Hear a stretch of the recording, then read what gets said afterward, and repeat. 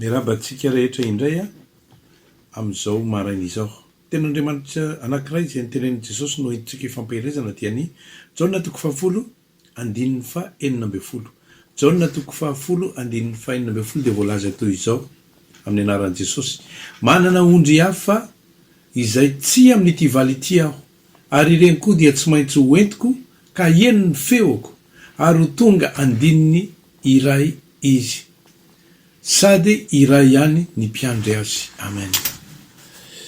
Zany ten'Andriamanitra zany no entsika ifampahirezana, ary mazava be zany hoe mbola manana ondry hafa ivelan'ity valy ity Jesosy dia mbola ho antsony ireny, satria mifanahaka tsara tokoa hoe tsy misy fifaliana ho an'Andriamanitra ny mahaveriny tsirairay, araky ny 2 Petera 3:9 hoe ny tompo tsy mahela ny teny fikasany fa tsy tia nisy ho very na de iray akory aza, fa ho tonga amin'ny fibebahana. Manana planina ny Andriamanitra, ary rehefa zay ny tenin'ny tompo dia mbola misy mission zay mbola mitohy ho ataony.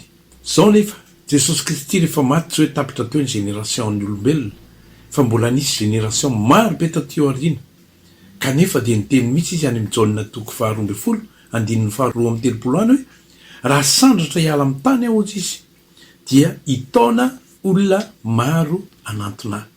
Raha sandratra hiala amin'ny tany aho ozy izy dia hitaona olona maro anantona. Kanefa izy rehefa sandratra zany dia eo ankavanandray. Amin'ny fomba ahoana no ahafahany hitarika olona anantona azy? Voalazany ihany koa ny Jaona 4:4 dia nitenenina an'izao hoe tsy misy olona mahay manantona ozy raha tsy taria ny fanahan'Andriamanitra zay naniraka. Tsy misy mahay manantona raha tsy taria an'Andriamanitra zay naniraka. Ary reny dia ho atsangako amin'ny andro farany. Rehefa malala amin'ny tompo, na tiana na tsy tiana dia misy ny fanahan'Andriamanitra zay mikasika ny olona tsirairay avy. Misy ny fanahan'Andriamanitra zay tsy maintsy ilainao raha ohatra ianao ka andeha hitarika olona, satria tsika amin'ny tenan'i Kristy atsika, araka ny voalazan'ny Korintiana 2:12 samy momba ny tenan'i Kristy avy isika rehetra. Zany hoe raha momba ny tenan'i Kristy ianao dia mila ny fanahany n'Andriamanitra zay aminao. Jesosy Kristy aza izy fony mbola tetỳ tany dia nilaza any amin'ny Luka 4:7 any milaza hoe ny fanahan Jehova anao ato amiko ozy izy ka tonga hitoriteny mahasoa ho an'ny osa sy ny marary. Rehefa malala amin'ny tompo, tsy afaky ny andeha anao fitoriana ianao ratsy ny rahan'Andriamanitra ray aloha zay. Tsy afaky ny anao fitoriana ianao ratsy eo aminao ny fanahan'Andriamanitra zay mampiteny ianao, satria Jesosy no miteny any amin'ny Maty 10:20 any milaza hoe tsy anareo no miteny fa ny fanahan'Andriamanitra ao anatinareo no miteny amin'ny zany orzany. Ka eo indrintsika Jesosy Kristy nilaza fa mbola manana ondry hafa izy, ary reny de tiany ho lasa andihan'ny ray ihany. De mbola nametraka condition zay raha sandratra hiala amin'ny tany aho izy dia hitaona olona maro. Amin'ny alalako sy amin'ny alalanao ny ahafahan'Andriamanitra mahatotosan'izany. Jesosy Kristy ve fa nasandratra? Asan'ny apôstôly 5:5 dia voalaza hoe izy nasandratra ny tanana ny kavanan'Andriamanitra ary nataony ho tompo sy mpamonjy anomezana famelan-keloka ho an'ny zanak'Israely. Efa nasandratra ny tanan'Andriamanitra izy, zany hoe efa tafita le fisandratany teo amin'ny ilan'Andriamanitra, ary rehefa tafasandratra teo amin'ny ilan'Andriamanitra izy de teo no nandeha le resaka hoe angataka le fanahy, zay le fanahy ahafahanao manao mission. Le fanahy araky ny Jaona 4:4-7 hoe izaho no angataka mpananatrafa ho aminareo, dia ny fanahy masina zany zay eo aminareo ary miaraka aminareo mandrak'izay. Ary rehefa tanteraka ny fanahan'Andriamanitra eo aminao dia tsy miandry anao akory hoe matetika mantsy ny probleman'ny kristianina dia zao hoe mitady ny stady ho tonga ohatran'ny paster izy vao masa atao hoe hitory. Aloha za mba hiova kely, aloha aloha za mba hanao mba enao io mihitsy ny tiavan'Andriamanitra anao. Mety olona tia miresaka ianao, tsy teny anao hoe aloha aloha zahako rehefa za le mba manginginy iny rehefa za le tsy de be teny iny no zay vao hanao fitoriana. Enao io mihitsy ny tiavan'Andriamanitra anao. Olona tia miakanjo ianao, aza mieritreritra hoe ataony olona jejo ianao de hoe tsy afaky nitory ny tenan'Andriamanitra. Enao io mihitsy ny tena tian'Andriamanitra. Nataon'Andriamanitra hitory teny ianao, azahoan'Andriamanitra le olona tahaka anao.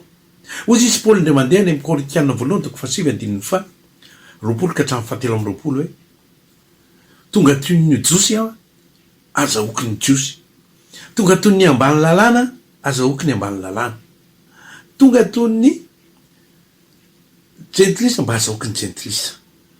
Takizay koa ianao ampiasan'Andriamanitra ianao amin'io enao io mihitsy. Raha mpihira ianao mandre andro any de enao le mpihira io mihitsy, fa tsy aloha za rehefa mijanona tsy mpihira atsony de zay vao hitory. Io mihitsy nisarian'Andriamanitra olona be amin'ny alalan'ny fahafantaran'ny olona anao. Io enao io mihitsy no mahatalanjona ny olona hoe ay ve lasa mivavaka be ranony e. Andeha ataoko hoe mpanao ralia ianao, tsy aloha aloha za rehefa mijanona ralia vo andeha hitory an'Andriamanitra. Te hamonjy ny mpanao ralia Andriamanitra dia anao no ny fidiny. Tsy midika zany hoe mijanona ianao amin'ny ralia mba azonao ny mpanao ralia, fa ao anatin'ny ralia anao mirimirimy tsara iny ianao no afaka mandesy lahatra ny olona hoe akoatran'ity ralia atsika ty mbola misy fanantenanana e. Tsy tia trophée ty nge no zava-dehibe, fa misy trophée hafa zay nampanantenan'Andriamanitra atsika. Samy miazakazaka ny olona amin'ny pista anankiray fa zao tontolo zao miazakazaka amin'ny pista mety ho loha, iray ihany ny azony loka, fa ianareo miazakazaha ihany koa azony loka tsy mety loha any an-danitra tsy satroboninahitra. Inona ny tika tongavana an'izany? Aza miandry sao anao miandro hoe za zao mbola vao 20 taona, aloha za rehefa mba 30 taona vao matimatotra kokoa. Ianao amin'ny 20 taona anao mihitsy ny tian'Andriamanitra hisarika ny 20 taona tahaka anao. Ianao zany ny tian'Andriamanitra atao modely. Ianao zany no ampiasan'Andriamanitra io vavanao io ahafahanao mamoaka zay bitsika mifanahy ao anatinao. Sao de mbola anisan'le kristianina zay efa nandray ny tompo ianao ka milaza hoe menatra aloha zao, mbola menatrako za olona hitan'ny olona miteny lave ve de ohatsy ny hafahafa le hitory hafahafa le hiteny an'izany baiboly zany. Taloha manko mamenatra le hoe manana baiboly ny tena ohatrany menatra le miresaka eo masin'ny namana rehetra ahoana andao hivavaka raha ohatr'izany de ohatrany mamenatra, fa aloaloha apetraka mihitsy aloha le Andriamanitra rehefa akoatrany lahady iny mba irahana amin'ny famitsy maninona, fa andavanandro aloaloha iny avelany mihitsy. Tsy zay tian'Andriamanitra ataonao, fa amin'ny anao mihitsy, amin'ny aktivité anao io, amin'ny momba anao io mihitsy. Taloha nahatsiaro tena mihitsy hoe asa ianao raha mba nandinika ohatran'izany rehefa mandeha eny amin'ny beorika teny amin'ny lalana eny tsena tany Analakely, tamin'izany mbola anisan'le tsena be, de matetika ao amin'ny varavaran'ny tsena eo misy olona mitondra baiboly mitory, tsy fantako moa na hoe fiangonana iny reny na fiangonana iny, fa olona mitabataba be. De matetika mampalelolelo zany mahita azy satria malotoloto kely na ny lobaka miforotra kely, ny kravaty miantona kely arya miforotra be de kitapo kely reradreraka de ny tenisy rovidrovitra de mitory. Ohatra ny olona le hoe osaosa foana zany no lasa hoe ny veriny tena hoe ny olona manitra ihany ange no manao any no mivavaka ay tena diso tanteraka ny tena.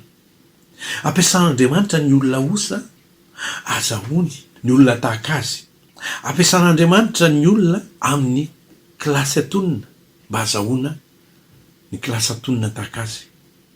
Ampiasan'Andriamanitra ny olona andeha ataoko hoe tia lamody hoy izy ohatra, mba azahoana Andriamanitra ny be lamody tahaka azy. Fa tsy ny lamody akory ny hoe mila miala zay ianao vao andeha hitorina hoe anatona an'Andriamanitra. Ain'Andriamanitra foana manala an'io rehefa tsy sitrak'Andriamanitra ny fisainana entinao manao any akanjo tsara aminao. Rehefa malala amin'ny tompo tehiteny aminao aho hoe io ianao io aza miandry rapitso, io ianao io no tian'Andriamanitra ampiasaina, tsarovy tsara, fa ozy aty hoe amin'ny fotoany ianao menatra de ahoana ozy ny tenin'Andriamanitra ahoana ny tenin' Jesosy any amin'ny marika toko favalo andininy fa valo amin'ny telopolo raha misy menatra azy sy ny teniko de maninona homenatra azy homenatra azy zanak'olona eo anatreha ny anjely sy ny rainy ratsy be zany fa maninona no mitena an'izany Jesosy satria zasy ianao raha nandray an' Jesosy de nomena Andriamanitra ny atao hoe fanahany io fanahy io tsy fanahy osa tsy nandray fanahy fanandevozina ho an'ny tahotra indray tsika na mifanao an'izao tontolo zao fa fanahy inona 2 Timothée 1:7-8 de milaza hoe tsy nandray fanahy osa ho amin'ny tahotra indray tsika fa fanahy mahery noho izany aza menatra no vavolombelona tompo rehefa malalo amin'ny tompo tsy ho tanteraka mihitsy lay tenin' Jesosy hoe raha sandratra de hitona olona maro raha ianao no mandaa ny mission nampanaovin'Andriamanitra anao tsy ho tanteraka mihitsy no hoe Matthieu 24:14 zay ho toriana amin'izao tontolo zao ny fanjakana ho vavolombelona vao tonga amin'ny farany raha ohatra ka ianao no mitody damosina ny tenin'ny fahatsarany fanjakana miandry ao aoriana voninahitra ao an'Andriamanitra ho antsika kosa ny fiadanany amen